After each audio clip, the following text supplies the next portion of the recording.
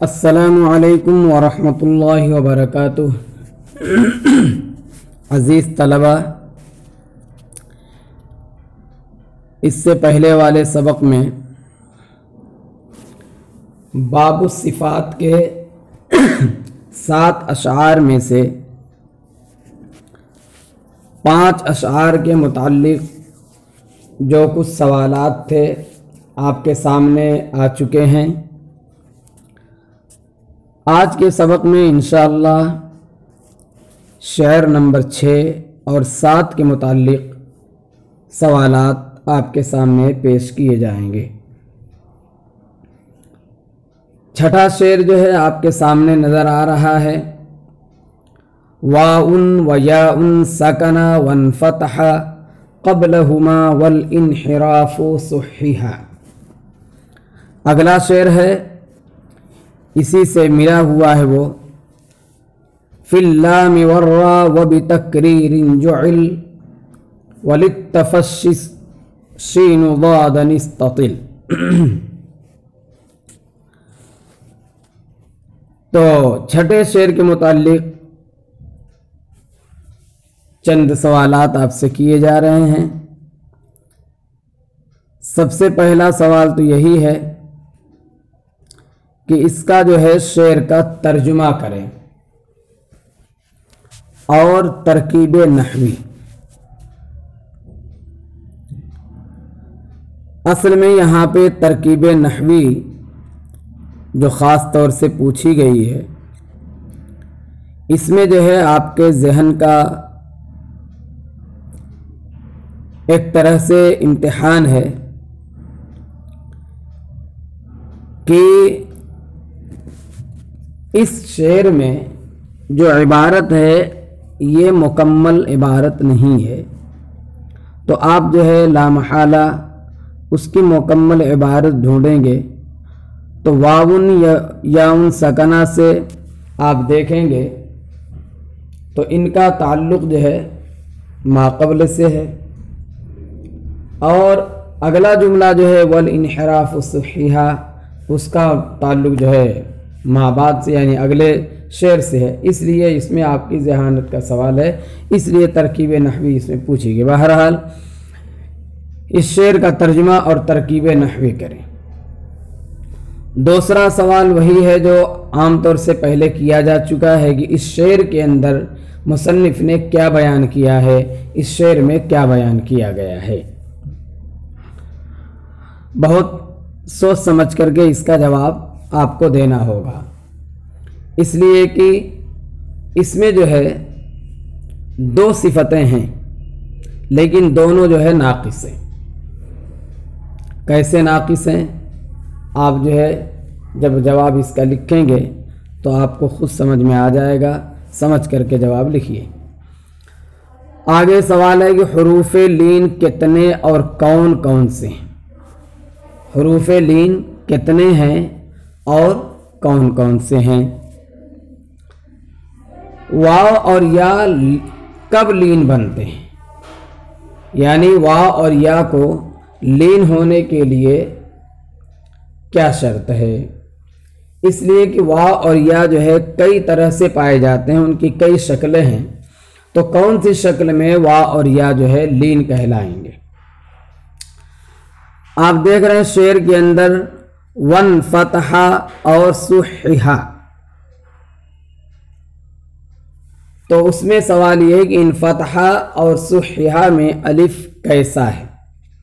یعنی الف یہاں پر اطلاقی ہے یا الف تثنیہ ہے؟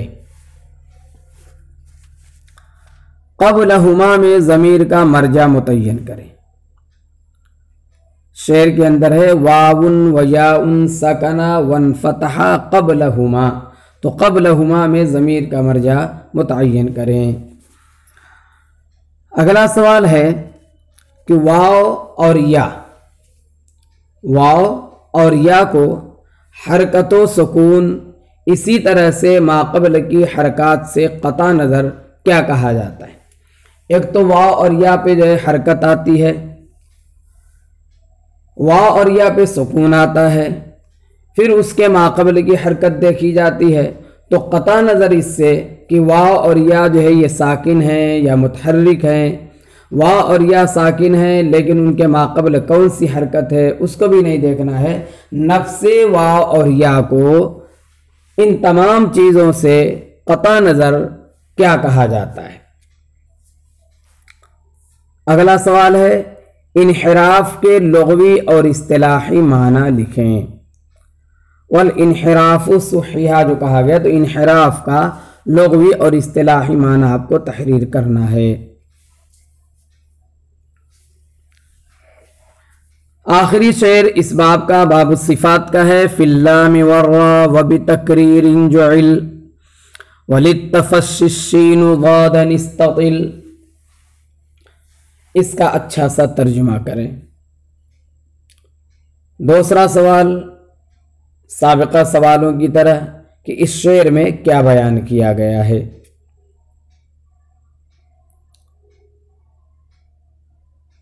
آگے ہے حروف منحرفہ کتنے اور کون کون سے ہیں؟ حروف منحرفہ کون سے ہیں اور کتنے ہیں؟ حروف منحرفہ یعنی وہ حروف جن کے اندر صفت انحراف پائی جاتی ہے اس کو حروف منحرفہ کہتے ہیں۔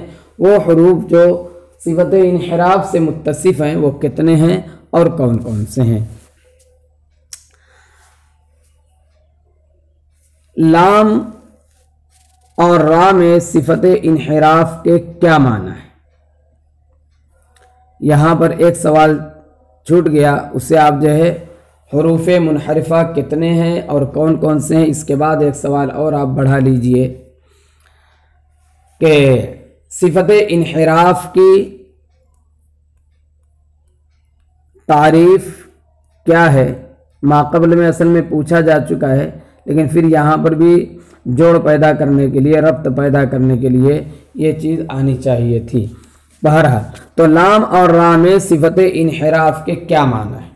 یعنی اگر ان دونوں حرفوں کو آپ کہتے ہیں کہ صفت انحراف سے متصف ہیں تو انحراف کا معنی ان میں یعنی ان دونوں حرفوں میں کس طرح پایا جاتا ہے؟ اچھا اگلا سوال ہے، آپ کو معلوم ہے مخرج میں آپ نے پڑھا تھا کہ زبان کا کنارہ اور ایک ضاحک سے لے کر دوسرے ضاحک تک کے دانتوں کا مسوڑا اس سے لام ادا ہوتا ہے۔ را کے مخرج میں آپ نے پڑھا تھا کہ زبان کا کنارہ اور کچھ زبان کی پشت جبکہ ملے ثنایا علیہ اور ربائی کے مسوڑوں سے۔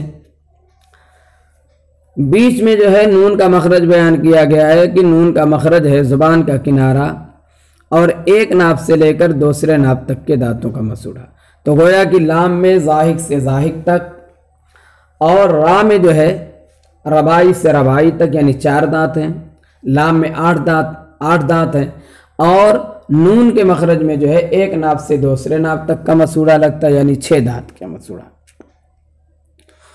تو اب جو ہے لام میں صفت انحراف پائی جاتی ہے اور را میں بھی صفت انحراف پائی جاتی ہے، جیسا کہ کہا گیا ہے والانحراف صحیحہ فی اللام والراء۔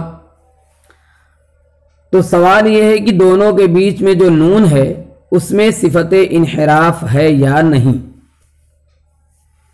صفت انحراف ہے یا نہیں؟ اگر ہے تو بیان کیوں نہیں کی جاتی، یا یہ کہ اس میں صفت انحراف ہے ہی نہیں؟ اگلا سوال ہے صفت تقریر کے متعلق کہ تقریر کے لغوی اور اصطلاحی معنی لکھیں۔ تقریر کی اصطلاحی تعریف اور تقریر کا لغوی معنی تحریر کریں۔ آگے ہے بتقریر جعل، تو جعل میں ضمیر کا مرجع کیا ہے اور کیوں؟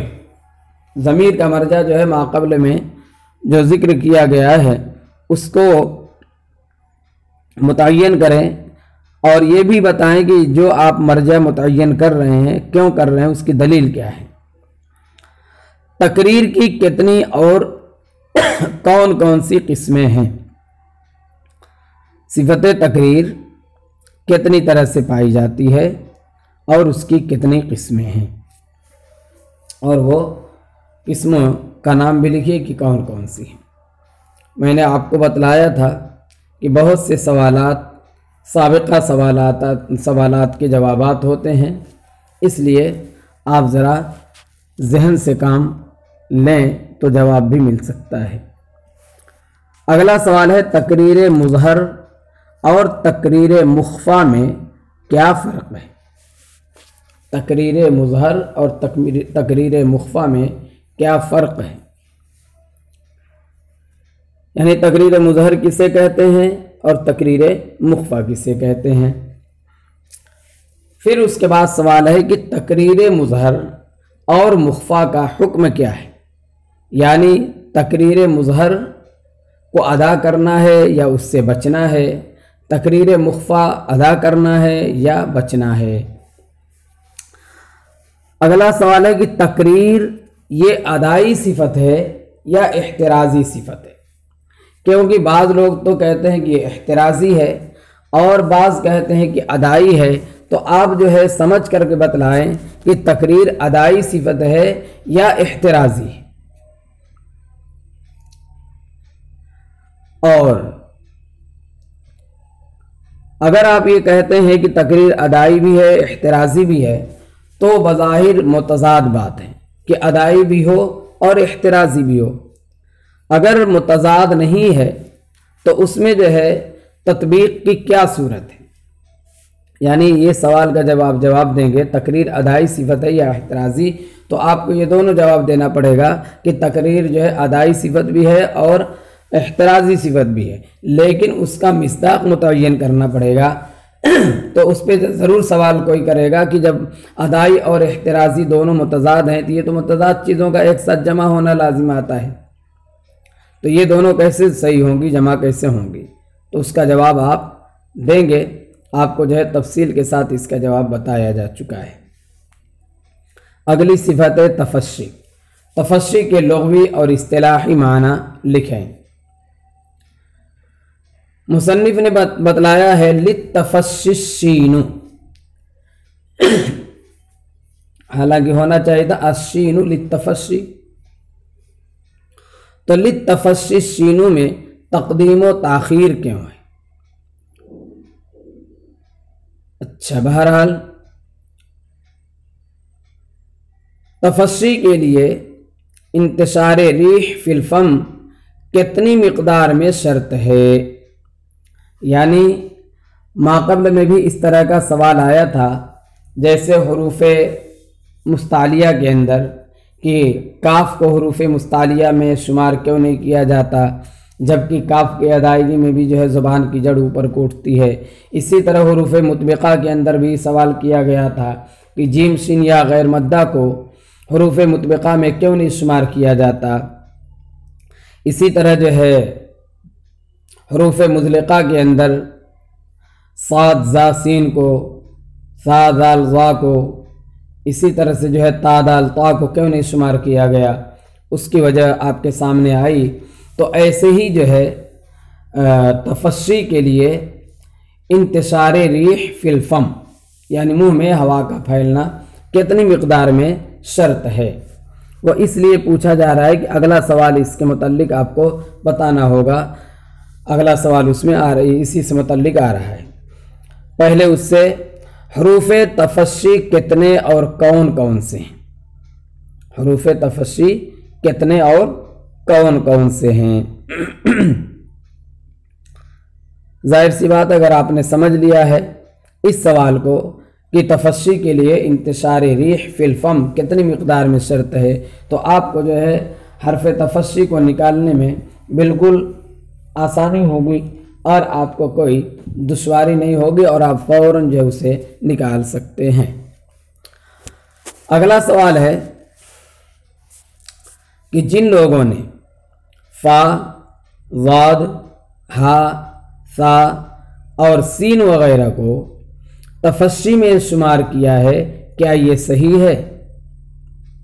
کیونکہ آپ نے تفشی کا معنی پڑھا ہے انتشار ریح، ہوا کا پھیلنا، تو ان حرفوں کے اندر بھی فا ہے، ضاد ہے، ہا ہے، سا ہے، سین ہے، ان حرفوں کی ادائیگی میں بھی انتشار ریح پایا جاتا ہے، تو کیا ان کو حروف تفصیح کہا جا سکتا ہے؟ ان کو حروف تفصیح کہنا صحیح ہے۔ آخری صفت ہے، اب یہاں جو ہے باب الصفات ختم ہو جائے گا۔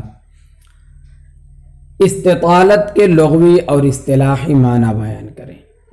17ویں اور آخری صفت استطالت ہے۔